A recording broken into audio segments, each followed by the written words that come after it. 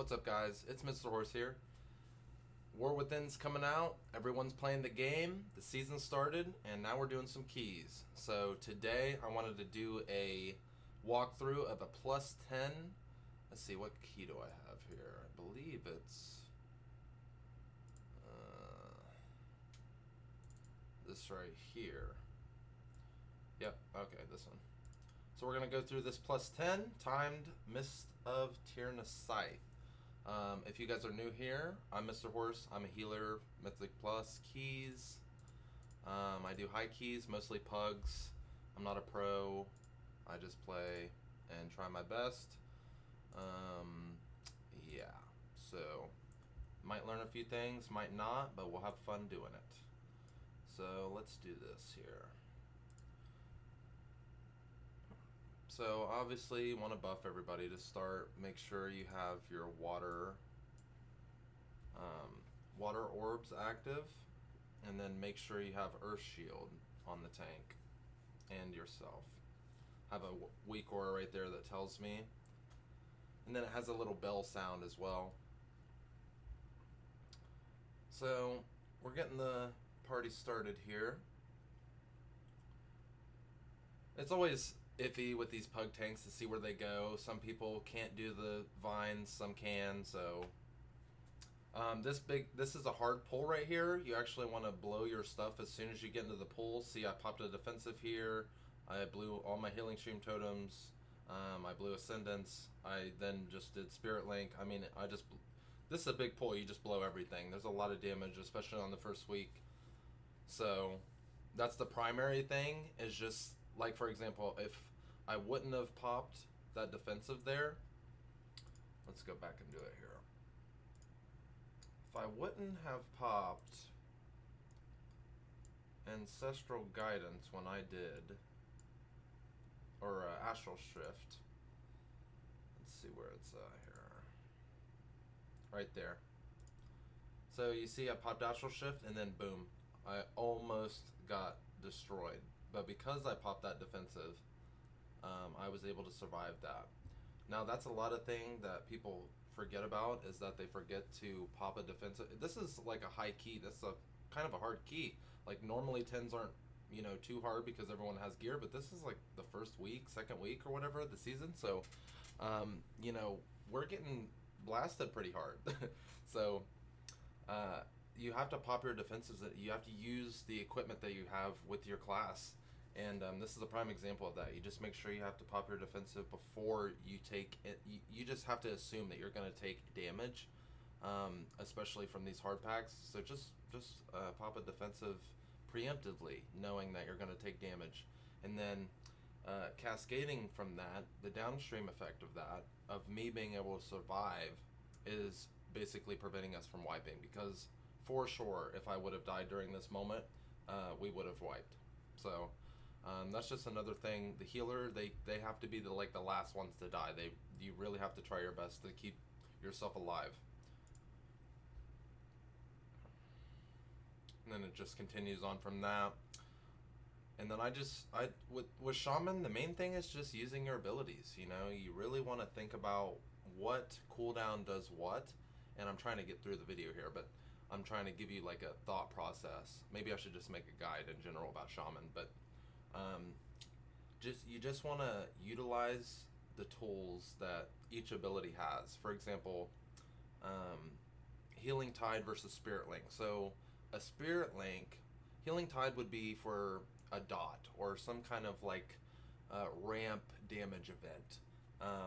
But a Spirit Link would be like a slam, where somebody could potentially get one shot and they're on the verge of death, and if you don't do something, it's kind of like a fail-safe for them. So you have to utilize that. You have to know the differences between those two abilities, and that way you can fit the profile that they match best when you're using it, you know, dynamically in a real key, because these are real keys. Everything is not so perfect, and when it's like, oh, this is this, and you know, so you have to kind of pick and choose and fit in what cooldown works best for that situation.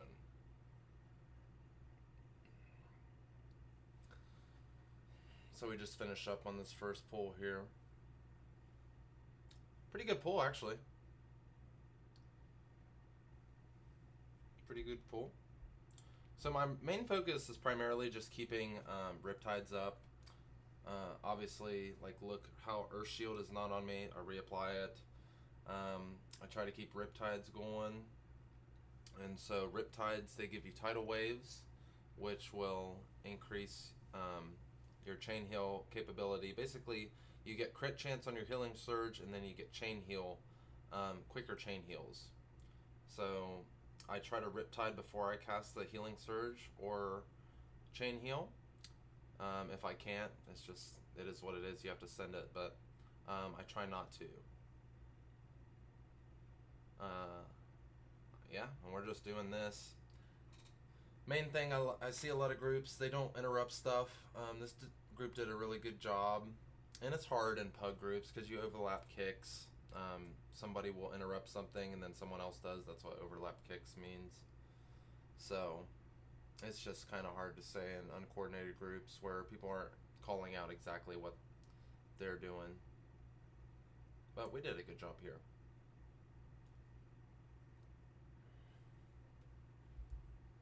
Most groups skip this pack, by the way. We just didn't have the capability to skip it, but I'd imagine in the future in harder keys, you're just gonna invis potion that.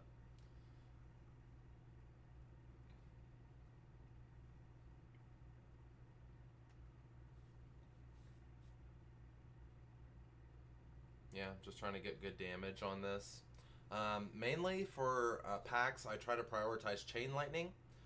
And I just basically spam it over and over again. I slap a Flame Shock on somebody, and then I just spam Chain Lightning.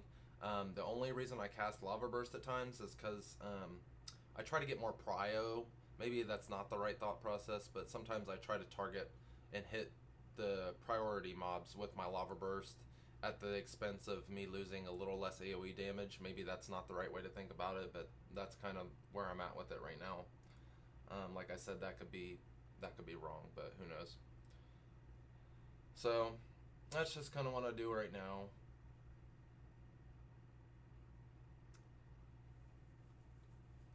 And then we're just taking this. These mobs are kind of tough. They'll do a double. They overlap like some kind of slam. I forget what the slam's called. It's called we'll see it. Oh, yep, Furious Thrashing. Massive damage event right here. So obviously you see me, I've used Healing Stream Totem right here, and it's the Healing Tide Totem, and yeah, that pretty much solved my problems. This group did a good job at using their defenses as well, so it's not that much of a problem. And that's another thing, people forget that, you know, everyone, it's like a thing in the community to blame the healer. It's like, well, you know, you have agency over your own life as well, you know. Sometimes the healer is not always going to be there to, like, protect you and save you, so you have tools at your disposal that you can use to leverage against, you know, your potential death. So, but, you know, if you don't have anything and then you die, that's fine. But how many times does that ever happen? That happens, like, you know, it just hardly ever happens. So DPS need to learn how to live. And healers need to learn how to heal, you know? It's a skill issue for everybody.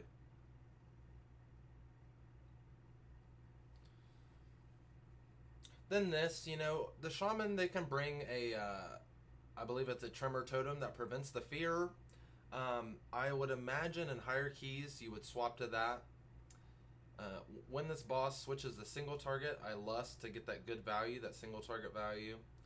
But anyways, for the fear, it casts the fear, and then you can get a Tremor Totem to prevent that fear. I think in high keys, that's what I'll eventually do, but for this one, you don't really need to do that because there's not so much time spent in fear for you to justify that. I don't know, I feel like talents are better spent elsewhere. But then again, you know, I'm not a pro shaman. Who knows? I can just do this. Do what I can do.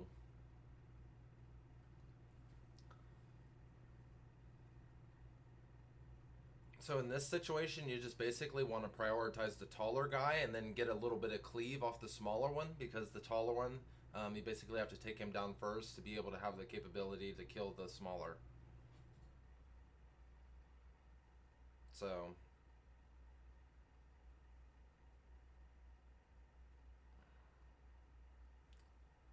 and it's just kind of finished up.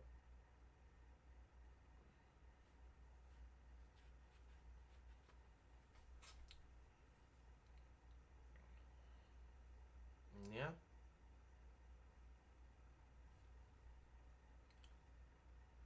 What's really good about Shaman is their interrupt. That short kick is super, super. I mean, it's just the best interrupt in the game. I love using it. What's worse is you overlap somebody with it, and you know their interrupt is longer, and it's just like, man, I could have used that somewhere else. You know, that's like the worst feeling. But then again, you know, we're in pugs. It's just hard to, you know, pug groups. So what I did here was I marked that fairy mist caller or whatever her name is with a blue focus, um, blue marker, so that way I could see where she runs.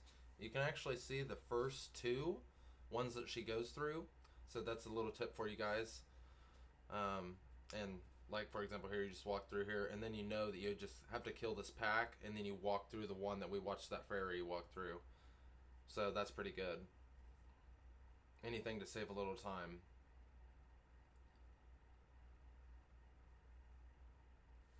Then yeah, a lot of people get a lot of bleeds on them. I just make sure I keep my Riptide up, and then Healing Surge if it's just one target that's damaged. And then I just keep to my priority of just, if everyone's damaged, then basically chain heal.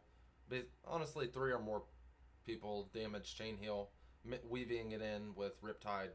So I would Riptide chain heal, and then Riptide chain heal, and then I'd be looking for maybe like a Healing Surge or a totem placement. I can use my Healing Stream totems, or I can buff a Healing Surge with Unleash Life.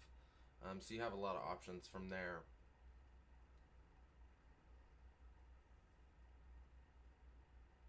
And yeah, we're just going through this maze right here, and then we start the next pack. These packs, the warrior here did a really great job at making it look like he wasn't taking a lot of damage, but tanks get absolutely trucked in this spot. They're getting meleeed. It like really, they're getting beat down honestly, and it's a shit show for most tanks. So warriors, the way they are tuned right now, they can really withstand the heat. So I like that about warriors. So but yeah, most tanks are going to have a lot of trouble here. You're going to see some wipes here. The tanks are going to go down randomly. They'll think they'll be good, but they're not good. They're getting frigged up.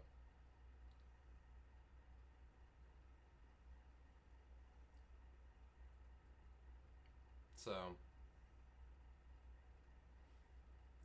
then we run through here, finish up.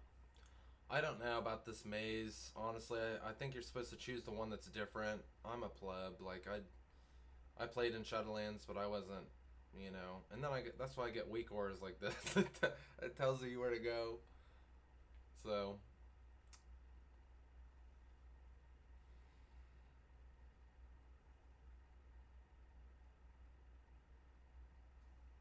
and then yeah, basically just Riptide. I cast Lava Burst. I mean, trying to do DPS. It's kind of tough.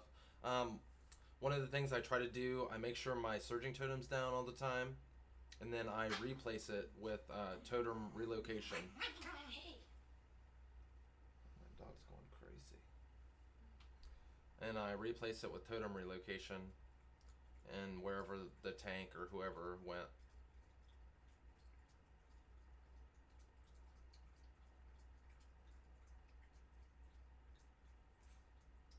And then yeah, Riptide.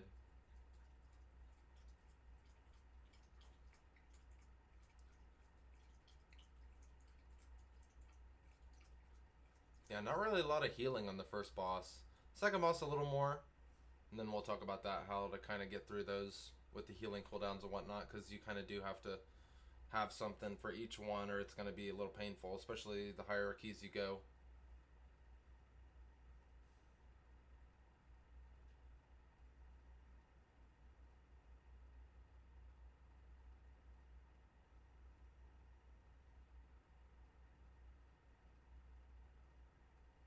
Yeah, chain heal.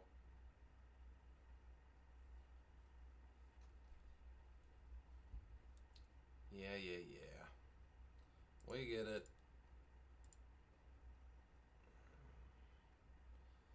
Another pack. Weak Aura just tells me that I'm like, oh, there's one right there. We obviously go there.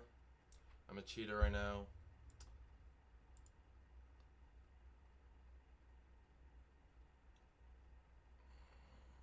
Alright, so here we go. So basically the premise of this fight, you'll see a Vulpin spawn, which is like a small fox type creature.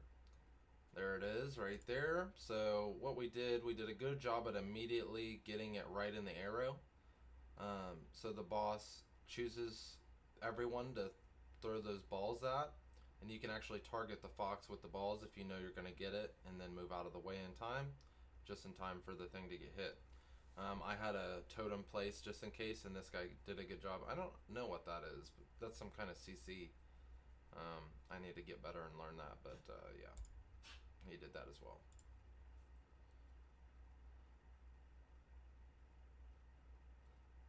So yeah, it's basically just DPSing this part, and then the boss will go into a transition phase. As you can see, another Vulpin is coming, another fox.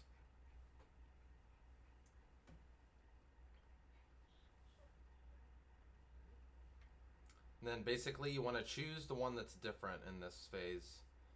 So as we can see here, this is the only one that's circled and lit up.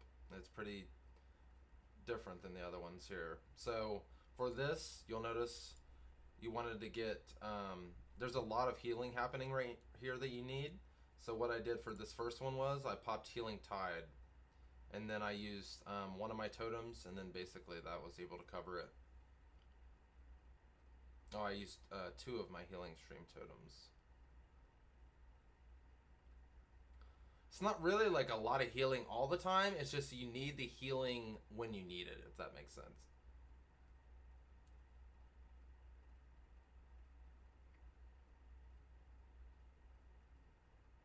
And then yeah, we just want to slow that guy.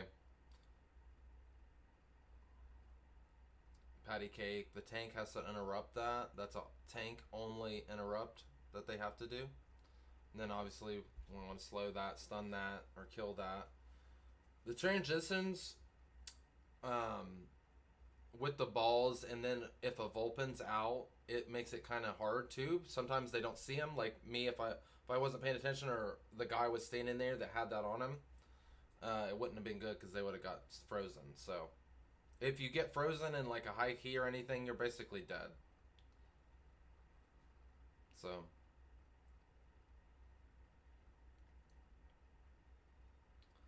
now you'll see I got Lust. We don't want to use Lust because we want to save it for the final boss. It's basically a waste right now.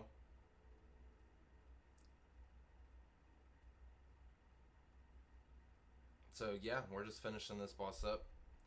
Avoid the dodgeballs.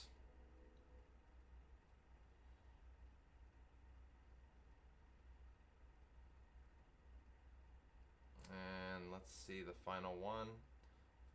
Got Fixate, throw my slow down. I have massive healing coming in here, so I'm going to use my Surging Totem. Unleash Life. Well, so, see, that's the thing. Like, for example, sometimes I could have pressed Unleash Life right here because actually it's ideal because you want to get that buff chain heal, right? But at the same time, it took a global away from me in that moment when I required a lot of healing. And that's a trade-off sometimes you have to make between, you know, like optimal versus the practical, is that sometimes I would rather not buff my chain heal to get one out quicker versus me trying to use a global, and sometimes honestly, Unleash Life, sometimes it gives me a little trouble where my guy like takes a while for the animation to proc, and then my it doesn't like trigger the global properly. I don't know, that could be my superstition, who knows, but so it's a lot of time between that. It adds an extra little bit of time that in my view, if we're taking massive damage or getting ready to take massive damage, I'd rather heal them and get the healing. You know, I'd rather heal them quicker. So maybe that's the wrong way to think about it, but that's where I'm at for those situations right now. And then if I'll have a little bit of time left, then that's when I use a little bit more optimal with the Unleash Life and everything like that. But in situations like that, I always try to do Nature's Swiftness and get that insta-cast chain heal. What's really good is Nature Swiftness, Unleash Life, Chain Heal. That's really good. So those are all great combos you can utilize and use different situations. Kept my totem down. I got some Riptides up. I'm gonna throw my Riptides on there. Chain Heal. Probably should be Healing Surging. Yeah, there it goes. Healing Surge, Healing Surge. So overall, Shaman is just about weaving in those Riptides, casting Chain Heal when the group takes damage, casting Healing Surge when one person's taking damage, trying to keep the damage taken to a minimum as far as group damage. So for example, I didn't run the, what's the totem called, where Earthen Wall Totem. So in keys that are hard, you want to prevent the damage coming in, right? Because damage that's prevented is damage that you don't have to heal, and that's better. So then that's better than having to use your stuff to heal when you could be doing damage and adding, you know, helping the group out, kicks, whatever. You know, you're just better when you don't have to do your job so hard all the time. So, and it makes the key smoother, obviously. So you want to make sure that you're preventing the tank from taking damage. Like right now, I'm doing a piss poor job at it because I got my guy, poor guy's getting beat down, and I don't have an Earth Shield on him. You know, it's glaring right in front of me that I'm watching it back. So you just want to make sure you have Earth Shield on your tank. And I usually do a good job about it, but right now I obviously was not. So just make sure you don't do that.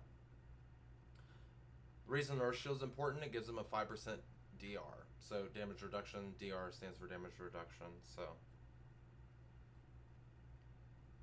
And then this is a very hard pull right here, so you really got to watch what you're doing. I pop my cooldowns preemptively. I should pop the trinket here too, but I don't know. I need to do better, but yeah, these guys did a really good job at handling it. Actually, it kind of made my job easy, but it's mainly just about controlling the mobs, man. Mythic Plus is if you can control the mobs, you can control the key, you can set the pace, you can you know, you don't die randomly, and if you do die, you know it's coming because it's so controlled. So yeah, the pugs are really hard to find that control, and most people, they don't interrupt, and you know, so, but most people that do high keys, I guess they don't interrupt either, to be honest.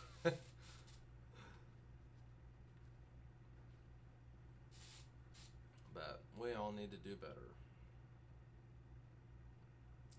Hard spot right here, actually. There's a lot of healing requirement here. As you can see, I'm over a mil. So it's just, you just got to make sure you're keeping pumping. Right now, I think I'd almost die. I got a lay from my lucky paladin there. I would have lived anyway because I had my my stone bulwark totem or whatever it's called.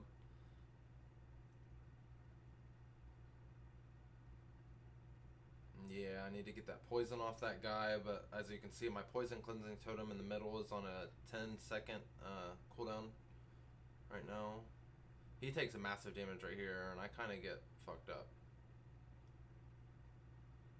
Yeah.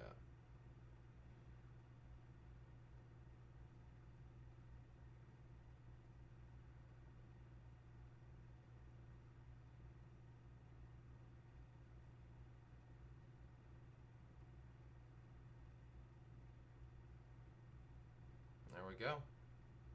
99.31%, and we just have to finish this up.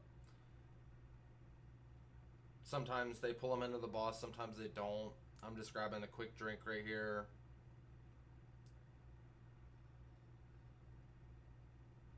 Main thing on this boss, you want to lust in certain situation like this. Just in general, you want to lust on this guy. He's kind of tough.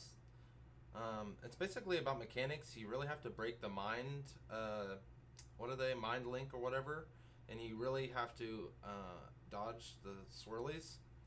Those green swirlies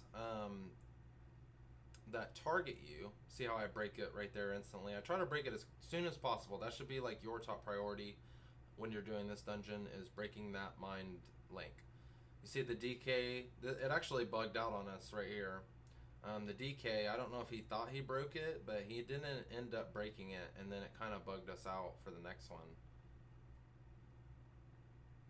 And I'm kind of like pinging him here to like say, hey, you need to go break that. Yeah, go stand over there, buddy. Thank you. And then we got like the next one. I shouldn't have took that poison damage there. It really messed me up. See, and then we go. Normally you go pretty far and it will break, but now it's like glitched out. But I'm not taking any damage, so it is what it is. I guess I'm okay with that. And he saw that I ran out as far as I did, and like nothing happened, so I was like, yeah, that's bugged. So massive damage during this consumption phase. It's basically about getting his shield down. So just make sure you heal everybody during this. Honestly, pretty easy. Like if your group does defensives, you know, and plays well, you do well. I hate to say it, but that's that. You're so interlocked with your team that your key can feel like a breeze, or your key can feel like, you know, Auschwitz, or some, or you know, some, you know, place that you don't want to be. So it just depends on the team, how they're interacting with the stuff. Are they using their cooldowns? Are they using their health pots? All that stuff really adds up, and it makes me sound like, you know, maybe I'm complaining or whatever and putting the onus on the DPS, but you know, they have abilities too, and I mentioned that earlier, that they can use. So you can't always rely on somebody to save you at every given moment, you know.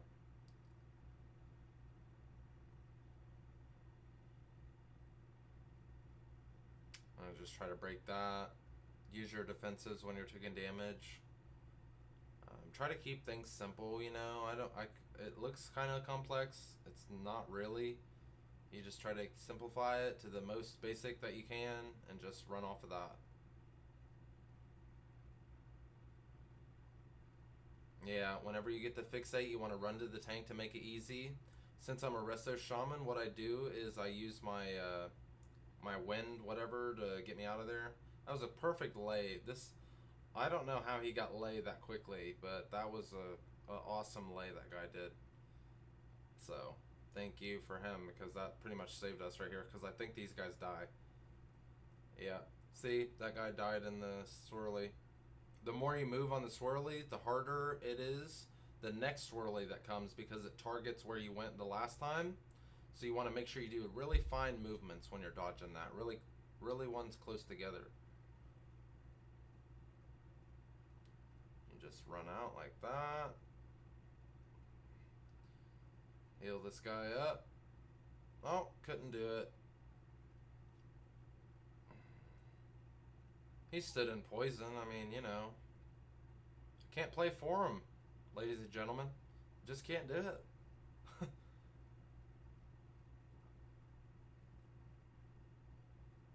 Get some good damage in here. I ran to the middle. See, I took some poison damage too. I gotta watch what I'm doing. And then we finish up the key really nice. So, yeah, that's Mists Tirne Scythe. I actually got a Biz trinket right here. Look at this. Boom. Shakalaka. That's cash money, ladies and gentlemen. Cash money. But this is it for this video. Hope you learned a few things, and I'll see you in the next one. Peace.